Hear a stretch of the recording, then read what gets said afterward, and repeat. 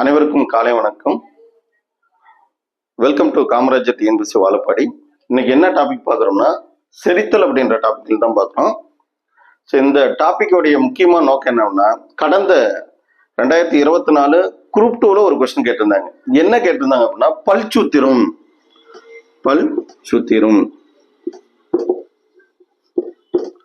சரியா? பல்சூத்திரம்னா ஒண்ணுமே இல்லைங்க, 2123 டிவைடட் பை 2123 இன்டு 2. இதுதான் இதோடைய ஆன்சர். சரியா? சரி, எப்படி சார் இது அப்படின்னா, நீங்க ஒன்னும் இல்லை, ஃபர்ஸ்ட் 2 ரெண்டு பக்கம் கீழே போட்டுறீங்க, அப்புறம் 1 2 3 1 2 3 அவ்வளவுதான், முடிஞ்சு போச்சு. சரியா? இதுதான் மனிதனுடைய பல்சூத்திரம். சரி, இப்ப நமக்கு வந்து பாத்தீங்கன்னா எத்தனை பல்லு இருக்குன்னா 32 பற்கள் இருக்கும். சரியா? 32 பற்கள் இருக்கும். எப்படி இருக்கும் அப்படின்னா, ஒரு 4 வகையா அந்த நம்மளுடைய பல்ல வந்து 4 வகையா பிரிக்கிறாங்க. சரியா? ஃபர்ஸ்ட் வெட்டும் பற்கள், அடுத்து வந்து அதாவது கிழிக்கும் பற்கள்னு சொல்லுவாங்க, கோரை பற்கள், வெட்டும் பற்கள், கோரை பற்கள், முன்கடவாய் பற்கள், பின்கடவாய் பற்கள் அப்படின்னு சொல்லிட்டு 4 பிரிப்பாங்க. இது பாருங்க, கீழே இருக்கு இல்லைங்களா, இது ரெண்டும் வெட்டும் பற்கள், இதுவும் வந்து பாத்தீங்கன்னா கோரை பற்கள், அதை கிழிக்கிறதுக்காக பயன்படுத்தும். சரியா? இந்த ரெண்டும் வந்து பாத்தீங்கன்னா இங்க இருக்கக்கூடிய 2, இங்க ஒரு 2, அதாவது இது மேல் தாடைன்னு வச்சுங்க, இது கீழ்த்தாடைன்னு வச்சுக்கிட்டீங்கன்னா உங்களுக்கு ஈஸியா புரியும். மேல் தாடையில 16 இருக்கும், தாடையில 16 இருக்கும். சரியா?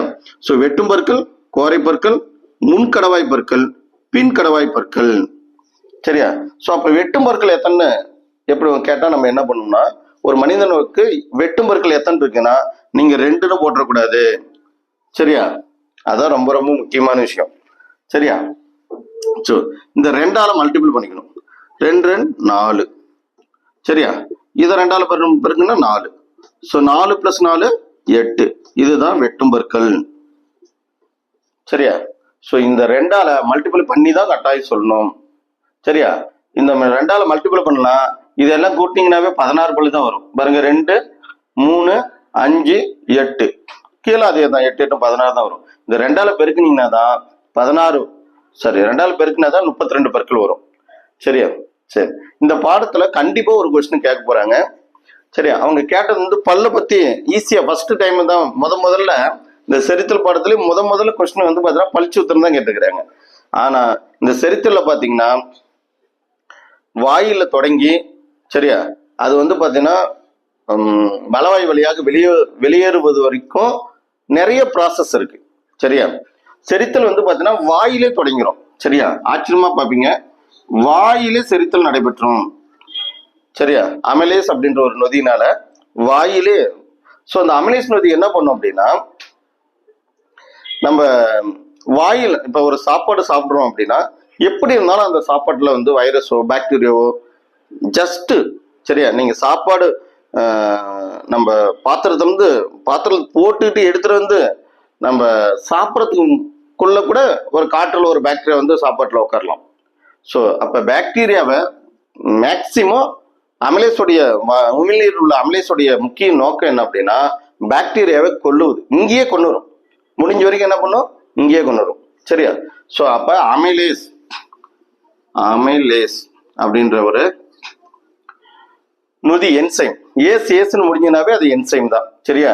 எந்த லிபேஸ், அமிலேஸ், லாக்டேஸ், சரியா, ஸோ பாலிமரேஸ் எல்லாமே சரி, ஏஸ்ன்னு முடிஞ்சதுனாவே அது நொதி தான். சரியா? சரி, ஓகே. செரித்தல்ல இந்த பல்சூத்திரத்தை வச்சு நம்ம 32 பற்கள் இருக்குன்னு பார்த்துட்டோம். சரியா? சரி, முன்கடவாய் பற்கள் அப்படின்னா, சரி, வெட்டும் பற்கள்னா பாருங்க, இதை மல்டிப்ளை பண்ணி சொல்லணும்னு சொல்லிட்டேன். அப்ப கோரை பற்கள் எத்தனை இருக்கும், 1 2 2. இங்க அதே மாதிரி இங்கேயும் இருக்கணும் 2, அப்புறம் 2 கூட்டினா 4.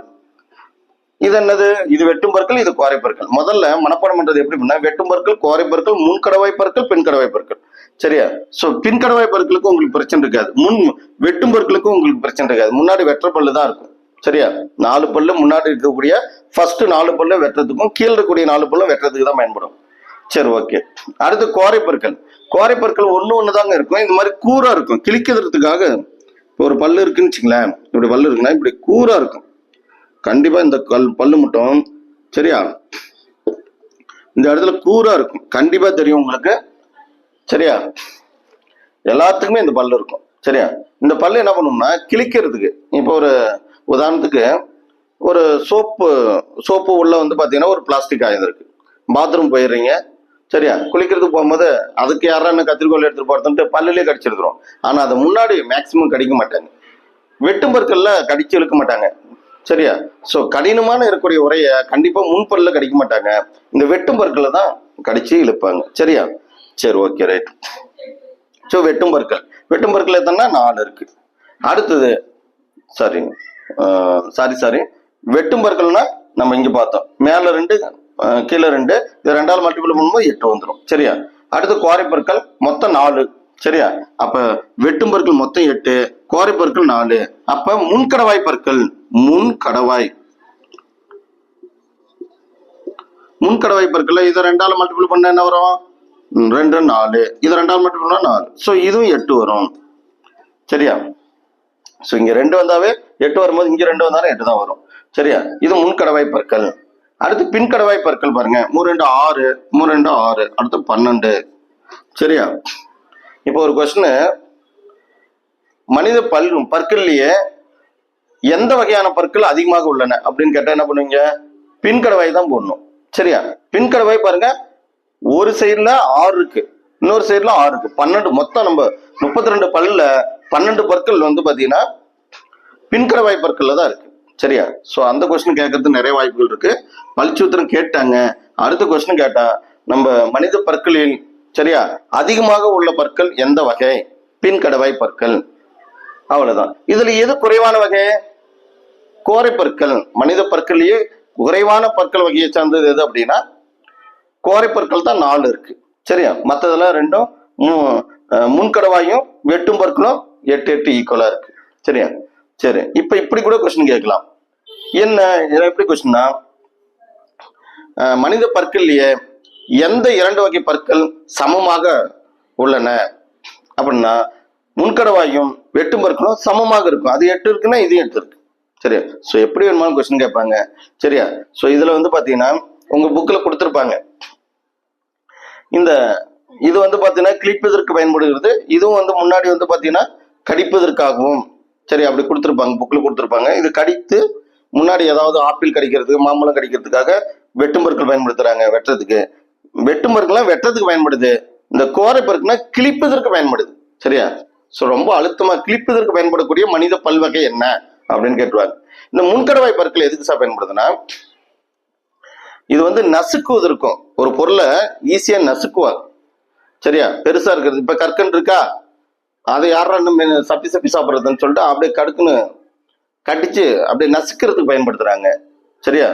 ஸோ இந்த பின்கடவாய் பற்கள் எதுக்குன்னா நல்லா கடிச்சு நசுக்கிறதுக்கும் பயன்படுத்துவாங்க, மெல்றதுக்கும். இப்ப எலும்பு மெல்றோம்னு வச்சுங்களேன், நல்லா பாருங்க, எலும்பு மெல்றதுக்கு கண்டிப்பா பின்கடவாய் பற்கள் தான் நம்ம யூஸ் பண்ணுவோம், சரியா.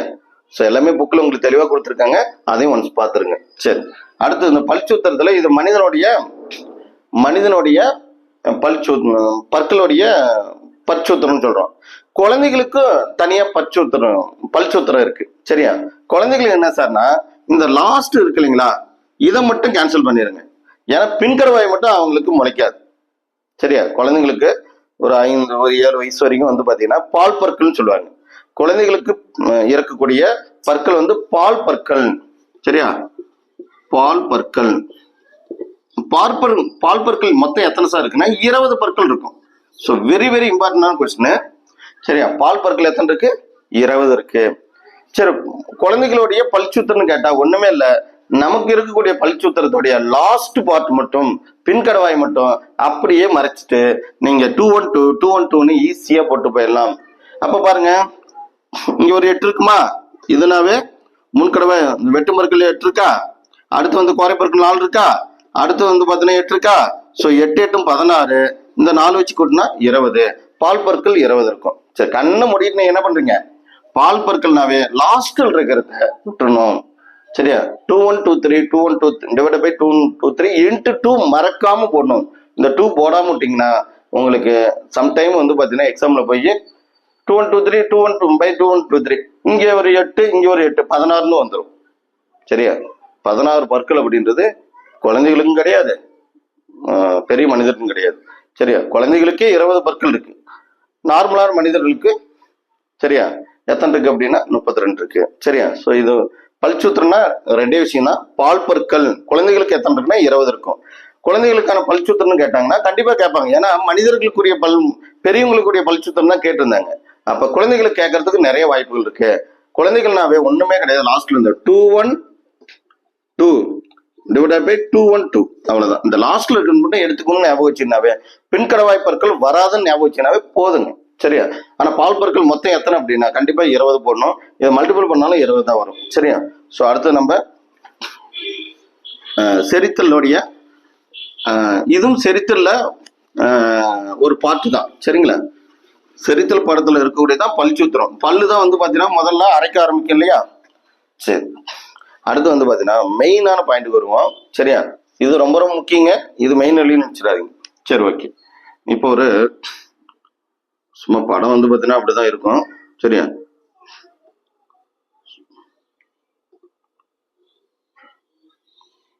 சரியா? ஓகே, சும்மா ரஃபா போடுறேங்க. சரியா? ஸோ இப்படிதான் இருக்கும். சரியா? இப்ப இந்த இடத்துல பாத்தீங்கன்னு வச்சுங்களேன், ஒரு பெரிய, சரியா, இதுதான் கல்லீரல். சரிங்களா? ஸோ இந்த பக்கம் பாத்தீங்கன்னு வச்சுங்களேன், ஸோ கணையம் மண்ணீரல் இதெல்லாம் இங்க இருக்கும். சரியா? ஸோ இந்த இடத்துல நீங்க இதை போடுறதை விட, சரி, இது வந்து பாத்தீங்கன்னா இந்த இடத்துல தான் போடணும். சரியா? இங்க ஒரு பயிலோரல் சுருக்கு தசை அப்படின்னு இருக்கும். சரி, கவனி. ஸோ இது வாயின்னு வச்சுங்க. சரியா? ஸோ வாயில வந்து பாத்தீங்கன்னா ஏற்கனவே நான் சொன்ன விஷயம் தான். சரியா? நம்ம ஒரு உணவு சாப்பிட்றோம். வாயில வந்து பாத்தீங்கன்னா தாடைகள்ல வந்து பாத்தீங்கன்னா 2 தாடைகள்ல ஒரு 3 உமிழ்நீர் சுரப்பி இருக்கும். சரியா? ஸோ உமிழ்நீர் சுரப்பி முதல்ல பார்த்துடலாம். உமிழ் நீர் சுரப்பி. ஸோ இது 3 வகையான உமிழ்நீர் சுரப்பி இருக்கு. சரியா? ஸோ அது மேலெண்ணெய் சுரப்பி, அதாவது மேல் தாடையில் இருக்கும். மேலெண்ணெய் சுரப்பி, அதாவது கழுத்து கொஞ்சம் கீழே மேல் தாடை சுரப்பி, கீழ்த்தாடை சுரப்பி, நாவடி சுரப்பி அப்படின்னு சொல்லுவாங்க. சரியா? மேல் தாடையில ஒரு சுரப்பி, கீழ்த்தாடையில் ஒரு சுரப்பி, நாக்குக்கு அடியில் ஒரு சுரப்பி இருக்கும். சரியா? உமிழ்நீர் சுரப்பினாவே 3 தான். மேல் தாடை சுரப்பி, கீழ்த்தாடை சுரப்பி, நாவடி சுரப்பி. சரியா? ஓகே. அத மேல் அன்ன சுரப்பி, கீழ் அன்ன சுரப்பி, நாவடி சுரப்பி அப்படின்னு சொல்லுவாங்க. ஸோ அதை நல்லா ஞாபகம் வச்சுங்க. சரி, இது வந்து பாத்தீங்கன்னா ஒரு நாளைக்கு குறைஞ்சபட்சம் 1.5 லிட்டர். சரியா? உமிழ்நீர் சுரப்பி மட்டும் நமக்கு நம்ம எச்சின்னு சொல்றோம் இல்லைங்களா, இது மட்டும் நமக்கு எவ்வளவு ஒரு நாளைக்கு சுரக்கும் அப்படின்னா 1.5 லிட்டர். சரியா? 1.5 லிட்டர் வந்து சுரக்குதுன்னு சொல்றாங்க. நம்ம வந்து பாத்தீங்கன்னா நாக்கு வறண்டு போகாம இருப்பதற்கு உமிழ்நீர் சுரப்பி தான் நமக்கு அந்த உமிழ்நீரை கொடுக்கவும் தான் நம்ம பேச முடியுது. இல்லைன்னா தொடர்ந்து பேச முடியாது, நாக்கு வறண்டுடும், சரியா பேச முடியாது. உமிழ்நீர் சுரப்பி வந்து பாத்தீங்கன்னா பேசுவதற்காக மட்டும் இல்ல, நம்ம உணவுப் பொருட்கள் வந்து பாத்தீங்கன்னா ஜீரணம் ஆகுவதற்கு இந்த உமிழ்நீர் சுரப்பி ரொம்ப ரொம்ப உதவிகரமா இருக்கு. சரியா? நம்ம சாப்பிட்ற உணவு இந்த உமிழ்நீரோட கலக்கலைன்னா ஜீரணம் ஆகாதுன்னு சொல்றாங்க. சரியா? அப்ப உமிழ்நீர் எவ்வளவு ரொம்ப முக்கியம் பாருங்க. சரிங்க சார், இப்ப உமிழ்நீர் எப்படி முக்கியம்னா, நீங்க சாப்பிடக்கூடிய உணவு நல்ல டேஸ்டா இருந்தாதான் கண்டிப்பா என்ன பண்ணும், நாக்கிலே சூறும் அப்படின்னு சொல்லுவாங்க இல்லைங்களா, அது மாதிரி. சரியா? நீங்க சாப்பிடக்கூடிய உணவு நல்ல டேஸ்டா இருந்ததுன்னா ஆட்டோமேட்டிக்கா அது வரும். நீங்க அந்த சாப்பாடை வாயில எடுத்துட்டு போய் போடங்காட்டியுமே அது ஆட்டோமேட்டிக்கா சுரந்து இருக்கும். அதுல நல்ல மென்னு சாப்பிடணும். சரியா? நொறுங்கு தின்றால் 100 வயது அப்படின்னு சொல்லி கேள்விப்பட்டிருப்பீங்க. சரியா? நொறுங்கு தின்றால் ஒரு சாப்பாடு வந்து பாத்தீங்கன்னா அப்படி எடுத்து முழுங்கிட்டு போயிடக்கூடாது. குறைஞ்சபட்சம் ஒரு 1/2 hour ஆகுது. சரியா? குறைஞ்சபட்சம் எதுவும் பேசாம சாப்பிடணும். ஏன் அப்படின்னா அங்க தொண்டையில பிரச்சனை இருக்கு. சரியா? இந்த இடத்துல வந்து பாத்தீங்கன்னா மூச்சு குழல் ஒண்ணு இருக்கும். நீங்க நம்ம மூச்சு வாங்குறீங்களா, அது வந்து பாத்தீங்கன்னா எங்க போகும், உங்களுக்கு இந்தாண்ட போடுறேன், சும்மா இல்ல ரஃபா போடுறேன். இது என்னன்னா நுரையீரல். ஸோ மூச்சுக்குழல் நுரையீரலுக்கு போகும். சரியா? ஸோ உணவு பாதை வந்து இறப்பிக்கு போகும். சரியா? பேசும்போது சாப்பிட்டீங்கன்னா, அதாவது சாப்பிட்டுக்கிட்டே பேசுனீங்கன்னா சம்டைம் யதார்த்தமாக இந்த மூச்சுக்குழல் இருக்கு இல்லைங்களா, மூச்சுக்குழல் வழியாக இறப்பிக்கு போறதுக்கு, சரி, நுரையீரலுக்கு போறதுக்கு வாய்ப்புகள் பெரும்பாலும் ஏற்படாதுங்க. சரியா? 99.9% ஏற்படாது. சரியா? அப்ப இந்த மூச்சுக்குழலுக்கு இந்த உணவு போச்சுன்னு வச்சுங்களேன், நீங்க பேசிக்கிட்டே சாப்பிடும்போது, சரியா, யதார்த்தமாக உணவு பாதை வழியாக வராம சம்டைம் வந்து பாத்தீங்கன்னா இந்த இடத்துல வந்து பாத்தீங்கன்னா ஒரு ஒரு பிஸ்டன் மாதிரி ஒன்று இருக்கும். பெரிக்லாட்டிஸ் அப்படின்னு சொல்லுவாங்க. எபிக்லாட்டிஸ்ன்னு சொல்லுவாங்க. சரியா? ஸோ ரொம்ப ரொம்ப முக்கியமானதுங்க இது எபிக்லாட்டிஸ். இது என்ன பண்ணும்னா, நம்ம சுவாசத்தை மேற்கொள்ளும் போது மூச்சுக்குழல் ஓப்பனா இருக்கும். நீங்க சாப்பிடும் போது மூச்சுக்குழல் வந்து பாத்தீங்கன்னா சாப்பிட்டு விழுங்கி, அதாவது இதுல வந்து பாத்தீங்கன்னா அப்படியே கொஞ்சம் கொஞ்சம்னா நம்ம எப்படி விழுங்குறோமோ அது மாதிரி கொஞ்சம் கொஞ்சம் தான் அப்படியே அலையா கொஞ்சம் கொஞ்சம் தான் போகும்.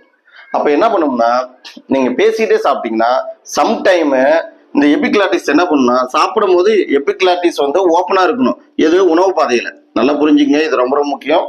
உணவு பாதையில எபிக்லாட்டிஸ் ஓப்பனா இருக்கணும். சரியா? அப்ப இந்த உணவு வரும்போது இது ஓப்பனா இருந்தா பிரச்சனை இல்லை. சம்டைம் ஓப்பன் ஆகாம, சரியா, ஓப்பன் ஆகாம இங்க பாருங்க, இந்த இடத்துல வந்து பாத்தீங்கன்னா இதை நல்லா புரிஞ்சுங்க, அதுக்கோசம் தான் விரிவா சொல்றேன். ஸோ இந்த இடத்துல எபிக்லாட்டிஸ் இருக்கும். சரியா? சரி, இப்ப இந்த பகுதின்னு வச்சுங்களேன், இது வந்து உணவு. இந்த இடத்துல ஒரு முக்கியமான உறுப்பு இருக்குன்னு வச்சுங்க. இந்த உணவு இதுல இங்க பாருங்க, நல்லா இந்த இடத்துல, சரியா, உணவு பாதை வழியாக வந்துச்சுன்னா அது பிரச்சனை இல்லை. உணவு பாதைக்கு பக்கத்துல இருக்கக்கூடிய மூச்சுக்குழல் வழியாக உணவு உள்ள வந்ததுன்னா மேக்சிமம் உள்ள அனுப்பாது, எபிக்லாட்டிஸ் உள்ள அனுப்பாது. அப்பதான் உங்களுக்கு வந்து இரும்பல் வரும், தும்பல். சரி, சாரி, தும்பல் இல்ல, இரும்பல் வரும். சரியா? நம்ம சாப்பிடும் போது புறையறதுன்னு சொல்லுவாங்க. அது புறையறதுன்னா என்ன அர்த்தம்னா, நீ பேசிக்கிட்டே அல்லது வேற ஏதோ கவனத்துல இருக்கும்போது யதார்த்தமாக, சரியா, அந்த எபிக்லாட்டிஸ் வந்து உணவு பாதையை ஓபன் பண்ணாம விடுறதுனால மூச்சுக்குழல் வழியாக உணவு போறதுக்கு முயற்சி பண்ணும். அதை தடுக்கிறதுக்காக தான். அப்ப என்ன பண்ணணும், நம்ம யதார்த்தமா வந்து பாத்தீங்கன்னா புறையறதுன்னு சொல்லிட்டு கொக்கு கொக்குன்னு இறம்புறோம். சரிங்களா? சரி, அதுதான் இதுல முக்கியமான விஷயம். இதுல எபிக்லாட்டிஸ் இருக்கும். எபிக்லாட்டிஸ் வந்து பாத்தீங்கன்னா மூச்சுக்குழல், இப்ப நம்ம சாப்பிடாத போது வந்து பாத்தீங்கன்னா மூச்சுக்குழல் வந்து உணவு பாதை வந்து ஓப்பனா இருக்குன்னு அவசியம் இல்லை. இப்ப சுவாசம் தான் நமக்கு ஓப்பனா இருக்கும். அப்ப ஈஸியா சுவாசம் வந்து மேற்கொள்வதற்கு எப்பயுமே இந்த நுரையீரல இருந்து வரக்கூடிய அந்த காற்று, சரியா, எபிக்லாட்டிஸ் வந்து பாத்தீங்கன்னா உணவு பாதையை அடைத்து விட்டு மூச்சுக்குழல் பகுதியை வந்து பாத்தீங்கன்னா ஓப்பனா வச்சிருக்கும். சரியா? ஸோ அதனால நம்ம சுவாசிக்கிறதுக்கு ஈஸியா இருக்கும். ஸோ அந்த விஷயம் நல்லா தெரிஞ்சுங்க. அப்ப வாய்க்குள்ள வந்து பாத்தீங்கன்னா உணவு போகுது அப்படின்னா ஒரு நம்ம எப்படி அப்படியே அலையாக போகும், கொஞ்சம் கொஞ்ச நாள் அப்படியே நம்ம முழுங்கும் போது எப்படி கொஞ்சம் கொஞ்சம் கொஞ்சம் கொஞ்ச நாள் தான் போகும். அப்படியே பொத்துன்னு இறைப்பில விழுந்துராது. சரியா? கொஞ்சம் கொஞ்ச நாள் பிடிச்சுதான் போகும், அப்படி அலையாக போகும். சரியா? ஸோ அதனால ஞாபகம் வச்சுங்க. சரி, அப்ப நம்ம வாயிலேயே வந்து பாத்தீங்கன்னா அமிலேஸ் அப்படின்ற ஒரு என்சைம் இருக்கு. இது பாக்டீரியா கொள்ளுதுன்னு நம்ம ஏற்கனவே சொல்லிட்டோம். சரி, உணவு வந்து பாத்தீங்கன்னா இறப்பைக்கு வந்துருது. இறப்பையில வந்து பாத்தீங்கன்னா இறப்பை நீர் அப்படின்னு ஒரு நீர் இருக்கு. சரியா? இறப்பை நீர், இறப்பையில சுரக்கக்கூடிய நீர் என்ன அப்படின்னா இறப்பை நீர். இந்த இறப்பை நீர்ல என்னென்ன சார் இருக்கு அப்படின்னா அதுதான் ரொம்ப ரொம்ப ரொம்ப முக்கியமானது. சரியா? இறப்பை நீரே சுரக்கும். சரியா? நல்லா பாத்துங்க, இறப்பை நீரு. இந்த இறப்பை நீர்ல என்னென்ன இருக்குன்னா ஹைட்ரோகுளோரிக் அமிலம், சரியா, அது இல்லாம பெப்சின், ரெனின் போன்ற நொதிகள் இருக்கு. பெப்சின், ரெனின், ஹைட்ரோகுளோரிக் அமிலம். சரியா? இந்த மூணு வந்து பாத்தீங்கன்னா இறப்பை நீர்ல இருக்கு. இறப்பைக்குள்ள ஒரு நீர் சுரக்குது. அந்த நீர்ல HCl இருக்கு. ஸோ இந்த HCl உடைய முக்கியமான பாயிண்ட் என்னன்னா, ஏற்கனவே நீ நம்ம வாயில உணவு நம்ம செரித்தலுக்கு நம்ம வாயில போட்டு உணவு மெல்ல ஆரம்பிச்சிடறோம். அங்க அமிலேஸ் அப்படின்ற என்சைம் இருக்கு. இந்த அமிலேஸ் என்சைமோட முக்கியமான நோக்கமே என்னன்னா பாக்டீரியா கொள்றதா, அதே வேலை தான் இது செய்யுது. எது? ஹைட்ரோகுளோரிக் அமிலமும் பாக்டீரியாவே கொள்றது. சரியா? பாக்டீரியா மற்ற நோய் கிருமிகள் வந்தாலும் இது வந்து பாத்தீங்கன்னா அடர் ஹைட்ரோகுளோரிக் அமிலம். இதோட pH வந்து பாத்தீங்கன்னா 2. சரியா? இறப்பையில் உள்ள ஹைட்ரோகுளோரிக் அமிலத்தோடைய pH மதிப்பு என்ன அப்படின்னா 2 அப்படின்னு சொல்லணும். சரிங்களா? சரி, சில புக்ல 1ன்னு கொடுத்துருப்பாங்க. 1 கொடுத்தாலும் போட்டுருங்க, 2 கொடுத்தாலும் போட்டுருங்க. 2க்கு மேல போட்டுறாதீங்க தயவு செய்து. சரியா? 2 கொடுத்தாங்க என்ன சார் போடுறதுன்னு கேட்கக்கூடாது. 2ல ஏதோ ஒண்ணுதான் கொடுப்பாங்க. சரியா? அவங்களும் படிச்சுதான் இருக்காங்க. Okay, right. அடுத்து பாருங்க, இந்த ஹைட்ரோகுளோரிக் அமிலத்தோட முக்கிய விஷயம் சொல்லிட்டுனா இந்த பெப்சின், ரெனின். சரியா? ஸோ இதெல்லாம் எதுக்காக பயன்படுது அப்படின்னா நல்லா வந்து பாத்தீங்கன்னா உணவு வந்து பாத்தீங்கன்னா நல்லா அரைப்பதற்கும் இந்த பெப்சின், ரெனினுடைய முக்கியமான பணிகள் வந்து பாத்தீங்கன்னா என்சைம் அப்படின்னாவே ஏதாவது ஒண்ணு ஜீரணமாக்குறதுக்கு பயன்படுத்தும். சரியா? இந்த இறப்பில் உள்ள உணவுகளை கூழ் போல, சரியா, அப்படியே கூழ் போல மிக்சியில் போட்டு அரைச்ச மாதிரி மாத்திடும். சரியா? அதுக்கு மேல இதோட முக்கியமான பணிகள்லாம் இருக்கு. அதை நான் வந்து உங்களுக்கு ஒவ்வொரு என்சைமா உங்களுக்கு எக்ஸ்பிளனேஷன் பண்றேன். இப்போதைக்கு இதை மட்டும் பாருங்க. சரியா? ஸோ ஹைட்ரோகுளோரிக் அமிலம் இறப்பில் உள்ள பாக்டீரியாவை அழிப்பதற்கு பயன்படுது. சரி, இதுக்கு மட்டும் தான் அழிப்பதற்கு பயன்படுதா? செரித்தலுக்கும் பயன்படுது. சரியா? கொழுப்பு திவலைகள் வந்து வச்சுக்கலேன், நீங்க நிறைய கொழுப்பு சாப்பிட்டீங்களா, அதெல்லாம் வந்து சீக்கிரம் செரிக்க முடியாது. அப்ப அந்த செரித்தலுக்கும் இந்த ஹைட்ரோகுளோரிக் அமிலம் பயன்படுது. சரி, இன்னொரு விஷயம் பாத்தீங்கன்னா, மனிதனுடைய மலம் வந்து பாத்தீங்கன்னா மஞ்சள் நிறமாக இருக்கு. மஞ்சள் நிறமாக இருக்கும். எப்பயுமே நீ என்ன பெரும்பாலும் வந்து பாத்தீங்கன்னா நார்மலான உணவு சாப்பிடும் போது மஞ்சள் நிறத்துல தான் மலம் வெளிவரும். அப்ப அந்த மஞ்சள் நிறத்துக்கு காரணமே இந்த ஹைட்ரோகுளோரிக் அமிலம் தான். சரியா? மனிதனுடைய மலம் மஞ்சள் நிறமாக இருப்பதற்கு காரணமும் இந்த ஹைட்ரோகுளோரிக் அமிலம் தான். சரியா? இது மஞ்சள் கலர்ல இருக்கும். சரி, ஓகே, ரைட். அடுத்து வந்து பாத்தீங்கன்னா இறப்பை பார்த்துணுமா?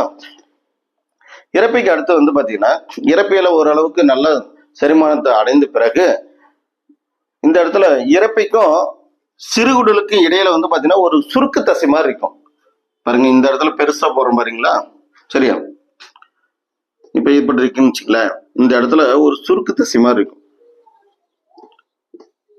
இது வந்து இறப்பை, இது வந்து பாத்தீங்கன்னா சிறுகுடல். சரியா? சிறுகுடல் முன் சிறுகுடல் அப்படின்னு சொல்லுவாங்க, டியோடினம் அப்படின்னு சொல்லுவாங்க.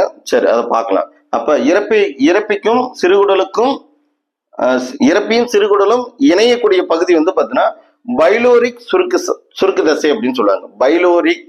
சரியா? எல்லாமே புக்ல இருக்குங்க. புக்கில் 9th புக்ல இருக்கு. உங்களுக்கு இந்த வேர்ட்லாம் கொஞ்சம் புரியலன்னா 9th புக் இந்த வீடியோ ஆன் பண்ணிட்டு நீங்க 9th புக் பாத்தீங்கன்னா உங்களுக்கு ஈஸியா புரிஞ்சுக்கும். சரியா? பைலோரிக் சுருக்கு தசை. சரியா? சுருக்கு தசை, பைலோரிக் சுருக்கு தசைன்னு சொல்லுவாங்க. சரி, ஓகே.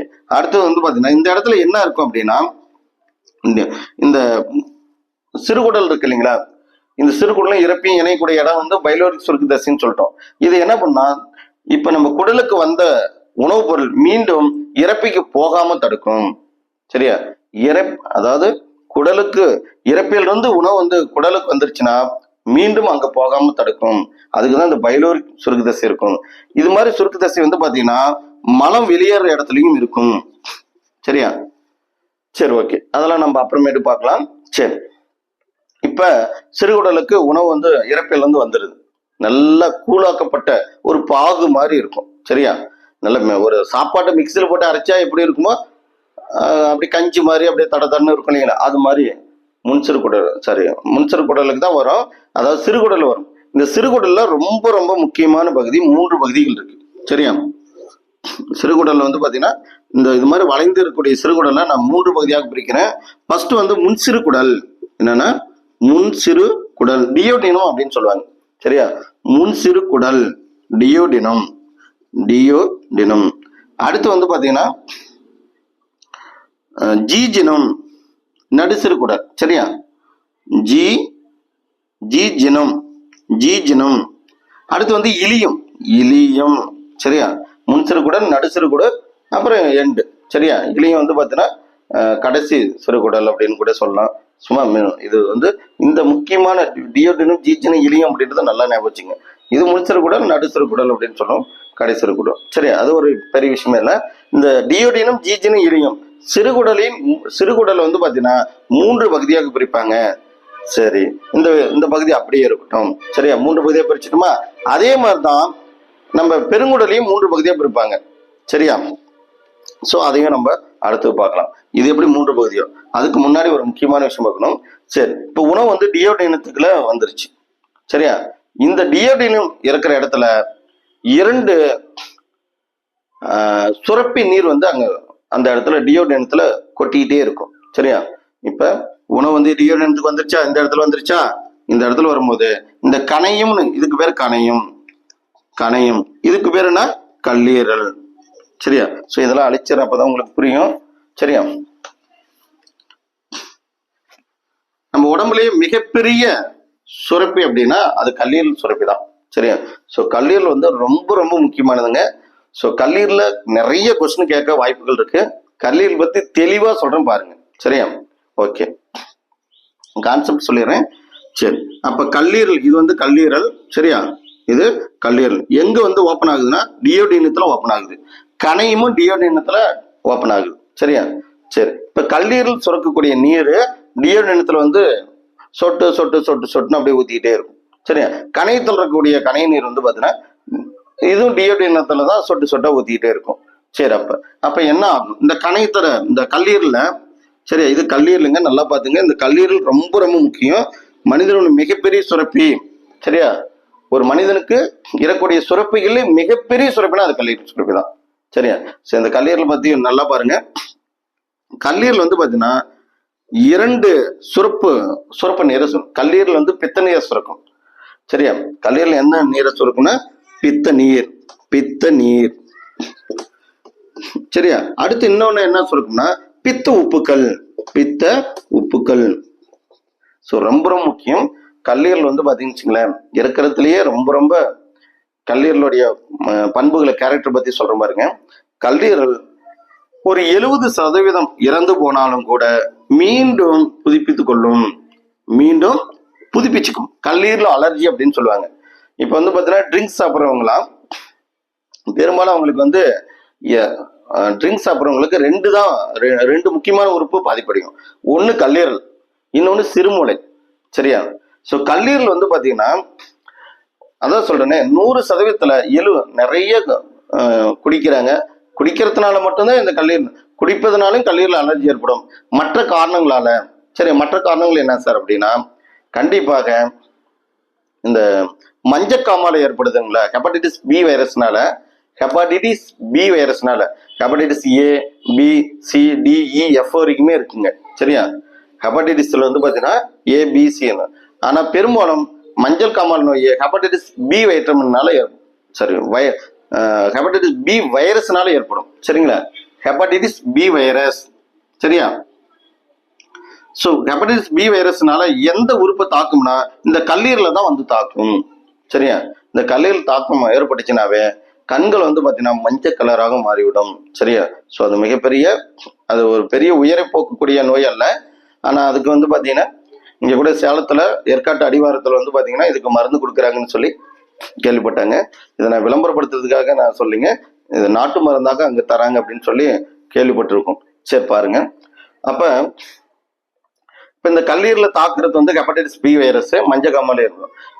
இன்னும் உங்களுக்கு சுருக்கமா சொல்ல போனா பாத்தீங்கன்னு உங்களுடைய கண்களை பாருங்க.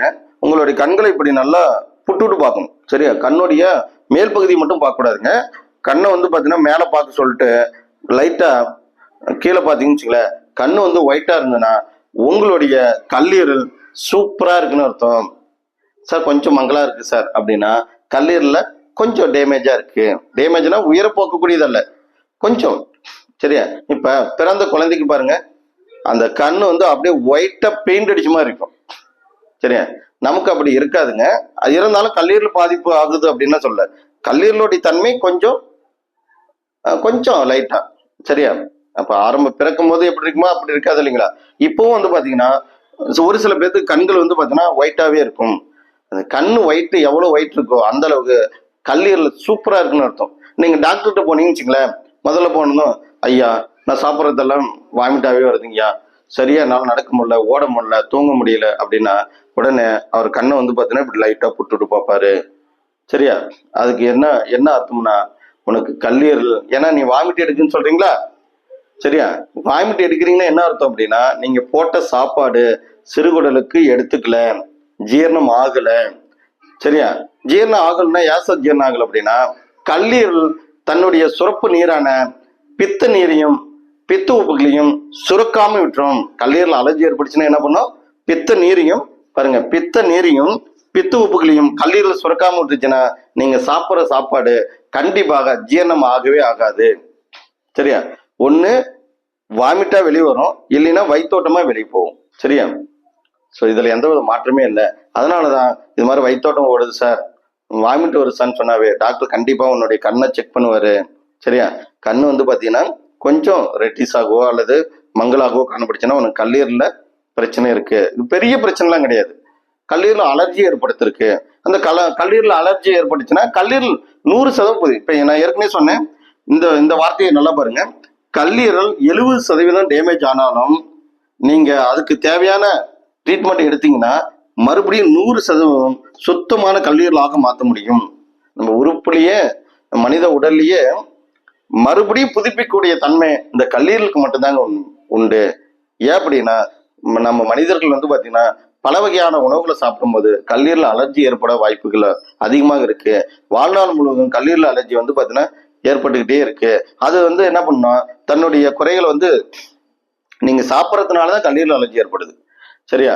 சோ அந்த கல்லீரல் வந்து பாத்தீங்கன்னா 70% 80% டேமேஜ் ஆனாலும் நீங்க மறுபடியும் டாக்டர் சொல்ற மாதிரி அல்லது சரியான உணவு நீங்க எடுத்தீங்கன்னா மறுபடியும் அது என்ன பண்ணிடும், 100% சுத்தமானதாக சரியா கல்லீரல்ல எந்த ஒரு பிரச்சனை இல்லாம மாற்றிக்கொள்ளும். ஆனா இதயம் அப்படி இல்லைங்க. சரியா? மூளையும் அப்படி இல்லை. ஒரு டைம் மூளையில் உள்ள செல்களும் இதயத்தில் உள்ள செல்களும் ஒரு டைம் லாஸ் ஆயிடுச்சுன்னா, அதாவது இறந்து போயிடுச்சுன்னா மீண்டும் புதுப்பிக்கவே முடியாது. எது மூளையில் இருக்கக்கூடிய செல்களும் இதயத்துல இருக்கக்கூடிய செல்களும். ஆனா கல்லீரல் செல்கள் கண்டிப்பாக 100% புதிதாக புதிய கல்லீரலாக மாற்ற முடியும். சரி, ஓகே, அதை நல்லா ஞாபகம் வச்சுங்க. அடுத்து பித்த நீர் சுரக்குது, பித்த உப்புகளை சுரக்குது. சரியா? இந்த பித்த நீருடைய பணிகள் என்ன? சரியா? பித்த நீர் அப்படின்னா பிலிருபின் பிலிவெரிடின். சரியா? பாருங்க, பிலிருபின் பிலிவெரிடின். சரியா?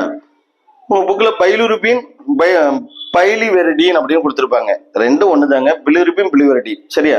அடுத்தது பித்த உப்புக்கள் வந்து பாத்தீங்கன்னா ரொம்ப ரொம்ப முக்கியம். இது ரெண்டுமே ரொம்ப ரொம்ப முக்கியம். இந்த கல்லீரல் அப்படின்னா கல்லீரல ரெண்டு பொருள் உற்பத்தி ஆகுது. சரியா? கல்லீரல் 2 பொருட்களை உற்பத்தி செய்கிறது, பித்த நீரையும் பித்த உப்புகளையும். பித்த உப்புக்கள் அப்படின்னா பிலிருபின் பிலிவெரிடின். பித்த நீர்னா பிலிருபின் பிலிவெரிடின். பித்த உப்புகள்னா கிளைகோலைட். அடுத்து sodium glycocholate. Sodium taurocholate. சரியா?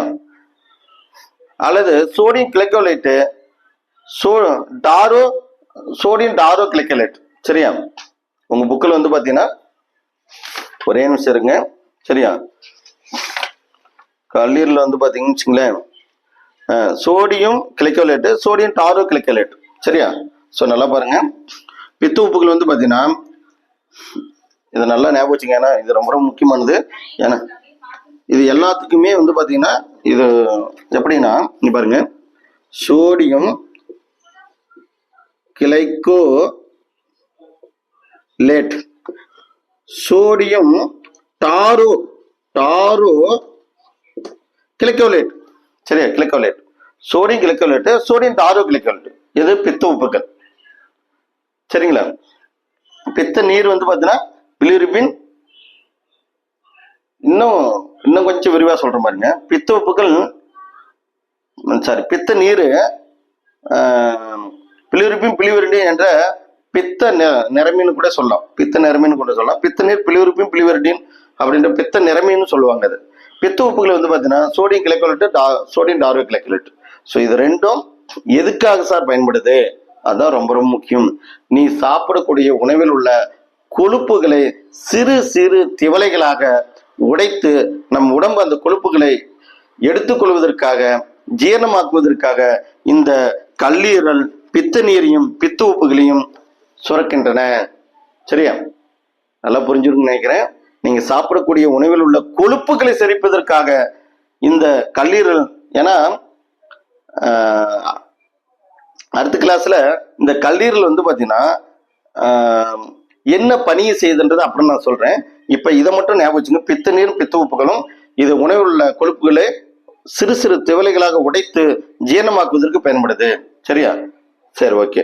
அடுத்து வந்து பாத்தீங்கன்னா இது மட்டும் இப்போதைக்கு இருக்கட்டுங்க. அடுத்த வீடியோ பார்ட் 2ன்னு போடுவேன். அதுல அடுத்து கணையும், அடுத்து சிறுகுடல், பெருங்குடல், சிறுகுடல்ல உள்ள சுரப்பிகள் என்ன, அதாவது என்சைம் என்ன, பெருங்குடல் உள்ள என்சைம் என்ன, இந்த சிறுகுடல் எப்படி தன்னுடைய உணவை வந்து பாத்தீங்கன்னா எடுத்து குடல் உறிஞ்சிகள் மூலியமாக கல்லீரல் போற்றல் சிறை வழியாக கல்லீரலுக்கு வந்து கல்லீரல் அது என்ன பணியை செய்யும்? கல்லீரல் அந்த குளுக்கோஸ், அமினோ அமிலங்கள், சரியா, கொழுப்பு அமிலம் இதெல்லாம் எங்கு கொண்டு போய் சேகரிக்குது அப்படின்றத நம்ம அடுத்த வீடியோவிலையும், அதே மாதிரி கணையும் தன்னுடைய பணியை எப்படி செய்யுது, கணையும் தன்னுடைய பணியை செய்ய தவறுச்சுன்னா அது டயபெட்டிஸ் மெலிட்டஸ் என்ற நீரிழிவு நோய் ஏற்படுத்தும். அதை பற்றி அடுத்த கிளாஸ்ல உங்களுக்கு தெளிவா சொல்றேன். இப்போதைக்கு இந்த ஃபர்ஸ்ட் பார்ட் முடிச்சிருங்க. சரியா, அடுத்த வீடியோவில் இதோடைய தொடர்ச்சி நாங்கள் போடுறோம். ஓகே, நன்றி, தேங்க்யூ.